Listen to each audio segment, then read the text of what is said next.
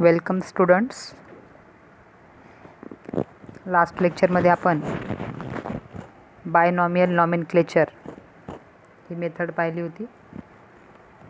कॅरोलस लिनायस यांनी शोधून काढलेली सायंटिफिक नॉमेनक्लेचरसाठी जी मेथड आहे ती आपण पाहिली होती. त्याचे रूल्स, काही एक्झाम्पल्स आपण पाहिले होते. या लेक्चरमध्ये आपण क्लासिफिकेशन आणि टॅक्झॉनॉमी हा भाग पाहणार आहोत.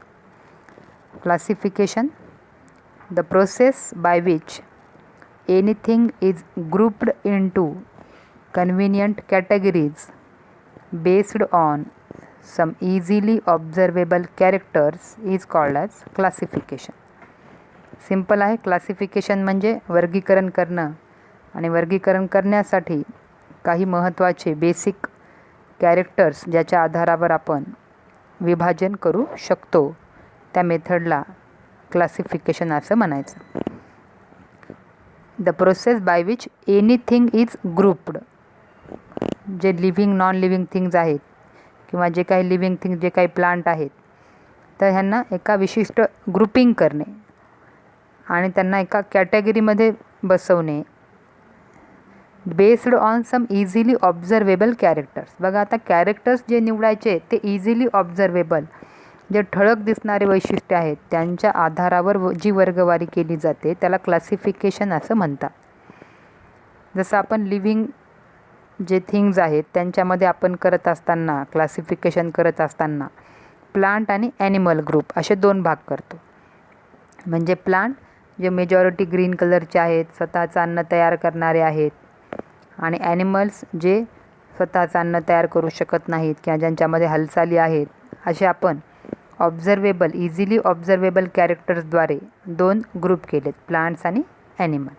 तर प्लांटमध्ये, in plants, jowar, wheat, rice, these are the categories. आता प्लांटमध्ये सुद्धा आपण त्यांचे बेसिक क्रायटेरिया काय आहेत यावरून ज्वार वेगळं, व्हीट वेगळं, राईस वेगळं, अशा त्यांच्या कॅटेगरी आपण पाडलेल्या आहेत.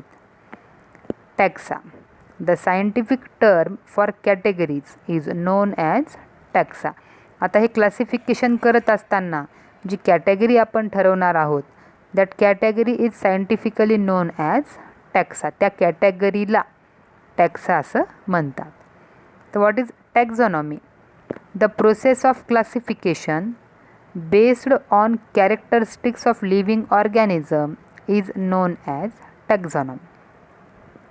Taxonomy is a classification and that is based on characters of living organisms. Living ऑर्गॅनिझमचे जे काही कॅरेक्टर आहेत त्या कॅरेक्टरच्या आधारावर जे क्लासिफिकेशन केलं जातं that is called as taxonomy. Taxonomy is based on, आता ही टॅक्झॉनॉमी किंवा हे क्लासिफिकेशन कशाच्या आधारावर केलं जातं?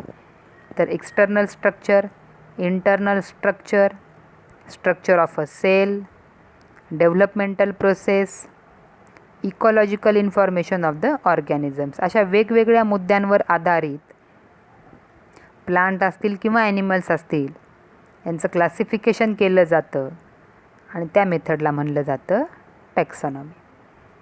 Taxonomy involves characterisation, identification, classification and nomenclature. आता हे टॅक्झॉनॉमी करत असताना किंवा हे क्लासिफिकेशन करत असताना पहिल्यांदा महत्त्वाचं आहे कॅरेक्टरायझेशन, त्याचे कॅरेक्टर ठरवणं, आयडेंटिफिकेशन, त्याचं क्लिअर कट किंवा करेक्ट डिस्क्रिप्शन करणं, त्याला क्लासिफाय करणं आणि त्याच्या कॅरेक्टर्स अनुसार, आयडेंटिफिकेशन अनुसार योग्य नॉमेनक्लेचर करणं, हे सगळे मुद्दे टॅक्सॉनॉमीमध्ये इन्क्लूड केलेले असतात. Next is systematics. Systematics is the arrangement of organisms. It is the scientific study of similarities and differences among different kinds of organisms. It also includes their identification, nomenclature and classification based on evolutionary relationship. आता सिस्टमॅटिक्स काय आहे? It is the study of similarities and differences among different kinds of organisms. जे वेगवेगळे organisms आहेत त्यांच्यामधले similarity सारखेपणा काय आहे आणि डिफरन्सेस काय आहेत यांचा सायंटिफिक स्टडी केला जातो. म्हणजे सिमिलॅरिटीज असतील तर त्याचा एक ग्रुप होईल, बरोबर आहे, आणि जे डिफरन्सेस आहेत म्हणजे तो त्या ग्रुपमध्ये ॲडजस्ट होणार नाही. सोबतच systematic also includes identification, nomenclature and classification.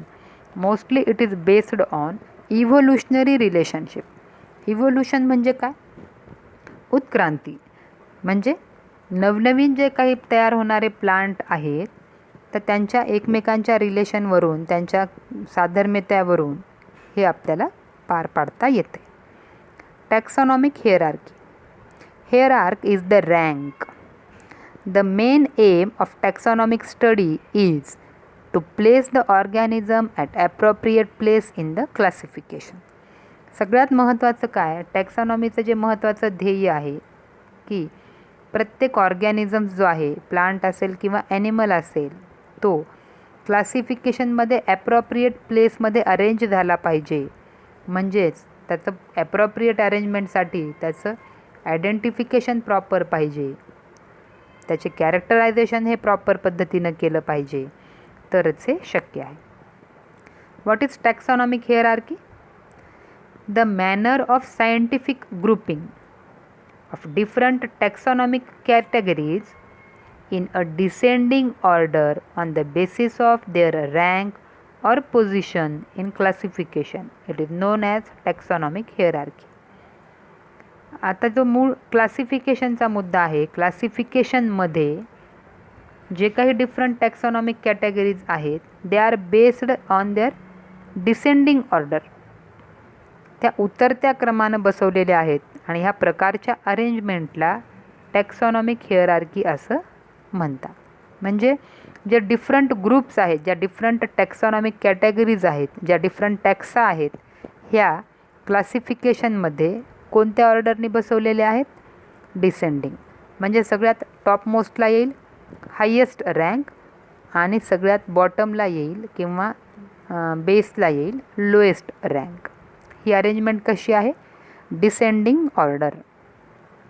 The two common terms are, number 1 is taxon. It is a group of living organism. बघा, टॅक्सा ही एक टर्म पाहिली. Taxa is the term for category. त्याला काय category तुम्ही दिली त्याला टॅक्सा म्हणायचं. आणि त्या टॅक्सामध्ये येणारे जे लिव्हिंग ऑर्गॅनिझम्स आहेत त्यांना टॅक्सॉन म्हणायचं. टॅक्सॉन काय आहे? Group of living organisms. Then category. Category is the rank or level in classification. क्लासिफिकेशनमध्ये त्याचा जो रँक आहे, त्याची जी लेवल आहे त्याला कॅटेगरी असं म्हटलं जातं. 2 महत्त्वाच्या टर्म्स आहेत टॅक्सॉनॉमिक हिअरार्कीमध्ये. पहिलं आहे टॅक्सॉन, दुसरं आहे category. What is taxonomic hierarchy? It is the manner of scientific grouping of different taxonomic categories in descending order. हा महत्त्वाचा शब्द आहे, डिसेंडिंग ऑर्डर. उतरत्या क्रमाने ह्या ज्या टॅक्सा आहेत त्या अरेंज केलेल्या आहेत. मग याच्यापैकी पहिली जी आहे taxa, that is species. It is the smallest and basic unit in system of classification. क्लासिफिकेशनमधलं सगळ्यात basic unit, smallest, lowest unit जे आहे दॅट इज क्लासिफिकेशनचं स्पीसीज हे आहे. All the individuals of members belonging to a particular species, it shows all similar characters, and number 2 they can breed among themselves and produce a similar type of organisms. बघा, species हा जो taxa आहे यामध्ये जेवढे taxon येतील, जेवढे living organisms येतील belonging to the particular species, त्या स्पीसीजमधले जे काही लिव्हिंग ऑर्गॅनिझम्स आहेत त्यांच्यामध्ये they must show all similar characters. त्यांच्यामध्ये असणारे कॅरेक्टर्स हे सगळ्यांमध्ये सेम असले पाहिजेत. आणि they can breed among themselves. त्यांच्यामध्ये फर्टिलायझेशन शक्य असलं पाहिजे की जेणेकरून they produces similar type of organisms. या ब्रीडिंगमुळं जी नवीन जनरेशन तयार होईल ही जनरेशन त्यांच्या पॅरेंटच्या सिमिलर प्रकारची असली पाहिजे, म्हणजे त्यांच्यासारखी असली पाहिजे. We can distinguish one species from the other closely related species based on distinct morphological differences. म्हणजे आपण जर दोन स्पेसीज आपल्याला सेपरेट किंवा डिस्टिंग्विश करायच्या असतील तर त्यामध्ये मॉर्फॉलॉजिकल डिफरन्सेस, एक्सटर्नल जे कॅरेक्टर्स आहेत ते काय वेगवेगळे आहेत यांच्या आधारावर आपल्याला दोन स्पेसीज ह्या क्लिअर कट वेगळ्या करता आल्या पाहिजेत. Example, all China rose, that is hibiscus plants, are grouped under species Rosa sinensis. China रोजचे जेवढ्या काही व्हरायटी आपण नेचरमध्ये पाहतो तेवढ्या सगळ्या व्हरायटी ह्या रोझा सायनेन्सिस या स्पेसीज खाली येतात. म्हणजे त्याच्यामध्ये असणारे कॅरेक्टर हे सारखे आहेत आणि त्यांच्यामध्ये फर्टिलायझेशनसुद्धा शक्य आहे. काही एक्झाम्पल्स आहेत. मँगीफेरा इंडिका मँगो, सोलॅनम ट्यूबरोसम पोटॅटो आणि पॅन्थेरा लिओ. आता ह्याच्या काही व्हरायटी ह्या प्लांटच्या आहेत, काही लॉयनसारखे ॲनिमल्स आहेत. तर मँगीफेरा इंडिका हे झालं त्याचं बायनॉमियल नॉमेनक्लेचर अनुसार सायंटिफिक नेम आहे मँगोचं. तसंच पोटॅटोचं सायंटिफिक नेम आहे सोलॅनम ट्यूबरोसम आणि लॉयन जो आहे त्याचं सायंटिफिक नेम आहे पॅन्थेरा लिओ. तर बायनॉमियल नॉमेनक्लेचर अनुसार पहिला जो शब्द आहे दॅट इज द जीनस आणि दुसरा जे शब्द आहे दॅट इज द स्पेसीज. म्हणजे इंडिका, ट्यूबरोसम आणि leo these are the name of species. ठीक आहे. मग आता इंडिका, मँगोच्या ज्या मँगीफेरा इंडिका ही इंडिका जी स्पीसीज आहे तर यामध्ये जेवढ्या काही मँगोच्या व्हरायटी येतील यांच्यामध्ये कॅरेक्टर्स हे सगळे कसे असले पाहिजेत, सारखे असले पाहिजेत आणि त्यांच्यामध्ये ब्रीडिंगसुद्धा पॉसिबल असली पाहिजे किंवा असतेच. मेजॉरिटी ऑफ सिमिलर कॅरेक्टर्स त्या ठिकाणी आहेत आणि म्हणून त्या सगळ्यांना एकाच स्पीसीज खाली कॅटेगराईज केलेलं असते. Species it is the smallest and basic unit in the system of classification. सगळ्यात छोटा आहे आणि सगळ्यात लास्ट आहे. आता लास्ट का आहे?